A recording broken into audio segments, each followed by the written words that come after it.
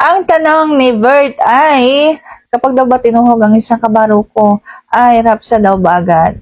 So, ang pag-uusapan for today's video, ano ang nararamdaman ng kabaruko kapag halimbawang ganito yung ginawa? Yung wala na agad trabaho, diretso na agad. Pag-uusapan natin yan. Interesado ka bang malaman kung ano ang sagot? Please keep on watching para bago yan. Kung bago ka pa lang sa akin channel, please consider to like this video and subscribe my channel.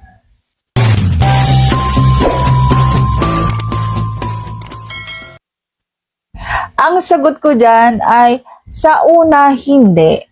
Pero katagalan, kapag halimbawang nagbasa na, so siyempre makakaramdam at makakaramdam naman po yan. Hindi naman yan robot na walang nararamdaman. Kapag halimbawang isang babae ay mahal ka, may nararamdaman sa kanilang puso, minamahal ka ng buong buhay nila, siguradong may mararamdaman yan at okay lang yan sa isang babae, lalo na kung mahal ka nila.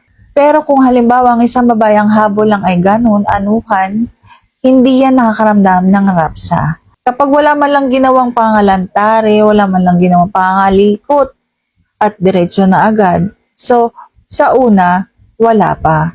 Pero habang tumatagal, doon na nakakaramdam. At yan lamang po ang aking vlog for today. Sana nagustuhan mo ang aking vlog na ito. Kung nagustuhan mo, please consider to like this video and subscribe my channel. Thank you for watching. See you on my next vlog.